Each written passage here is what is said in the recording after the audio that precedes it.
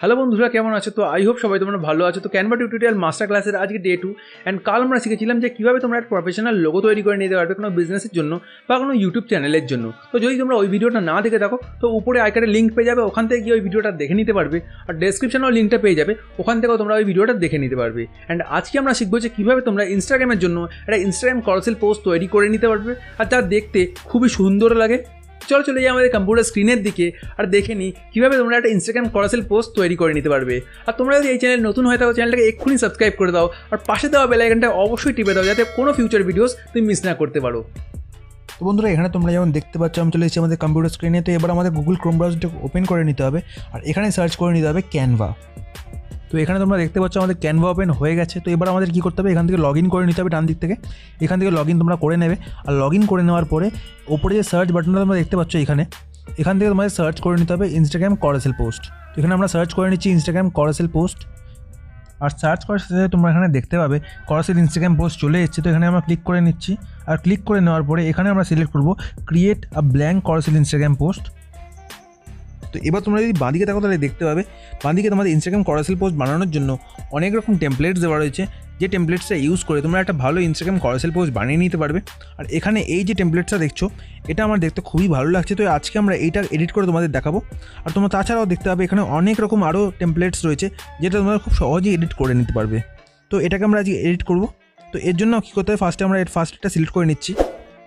তো বন্ধুরা, আমরা আমাদের ইনস্টাগ্রামের ক্যারুসেল পোস্ট বানানোর জন্য মোস্ট অফ দ্য টাইম এই টেমপ্লেটসটাকে ইউজ করে থাকি। তো যদি তোমরা আমাদের ইনস্টাগ্রামে ফলো না করে থাকো এক্ষুনি যাও ফলো করো, কারণ ইনস্টাগ্রামে আমরা খুব ভালো ভালো হেল্পফুল কন্টেন্ট আপলোড করি। তো এখানে এই টেমপ্লেটস যে পিকচারটা আছে ওটা আমরা ইউজ করবো না। তো এখান থেকে আমরা এটাকে ডিলিট করে দেবো। তো ডিলিট করে দেওয়ার পরে এখানে আমরা একটা পিকচার অ্যাড করব।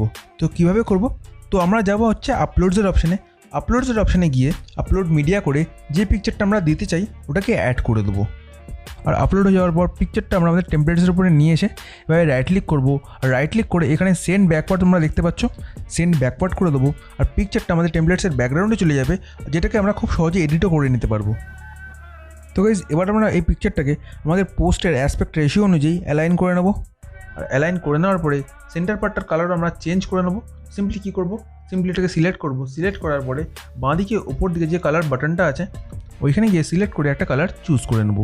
তো এখানে আমরা সেন্টার পার্টটার কালার একটু ট্রান্সপারেন্ট রাখতে চাই, তার জন্য কী করবো, ডান দিকে ওপর দিকে আমাদের একটা ট্রান্সপারেন্সির অপশান আমরা দেখতে পাই, ওখান থেকে গিয়ে এই ট্রান্সপারেন্সি কিছুটা কমিয়ে দেবো।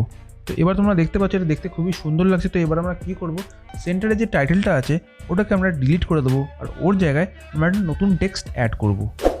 তো এর জন্য আমাদের কী করতে হবে, বাদিকে যে টেক্সটের অপশানটা আছে এখান থেকে গিয়ে আমাদের একটা টেক্সট সিলেক্ট করে নিতে হবে। তো এখানে আমরা একটা বেসিক টেক্সট সিলেক্ট করে নিচ্ছি আর ওটাকে এডিট করে নিচ্ছি।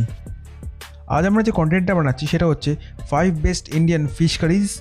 তো এখানে তোমরা যেমন দেখতে পাচ্ছ আমি আমার টেক্সট এডিট করে নিয়েছি। এবার আমরা আপলোডসের অপশানে গিয়ে সেম প্রসেসে আমাদের লোগোও অ্যাড করে দেবো। অ্যান্ড তার সাথে সাথে আমরা আমাদের ওয়েবসাইট ইউআরএল অ্যান্ড সোশ্যাল মিডিয়ার লিঙ্কসও এখানে অ্যাড করে দেবো। তো কিছুটা এইভাবেই তোমরা তোমাদের বাকি পেজগুলো এডিট করে নিতে পারবে। ডিজাইন করে নেওয়ার পরে ডান দিকে ওপর দিকে যে ডাউনলোড বাটনটা রয়েছে ওইখানে গিয়ে পিএনজি ফরম্যাটটাকে সিলেক্ট করে তোমরা খুব সহজেই এটাকে ডাউনলোড করে নিতে পারবে। ক্যানভা আমাদের পিএনজি ফরম্যাটটাকে বেশি সাজেস্ট করে, বিকজ পিএনজি ফরম্যাটে আমাদের যে ইমেজ কোয়ালিটিটা আছে ওটা অনেকটাই বেটার আসে। তো বন্ধুরা, আজকের জন্য এইটুকুই। দেখা হচ্ছে কালকে একটা নতুন ভিডিও নিয়ে, বাট ততক্ষণের জন্য বাই বাই।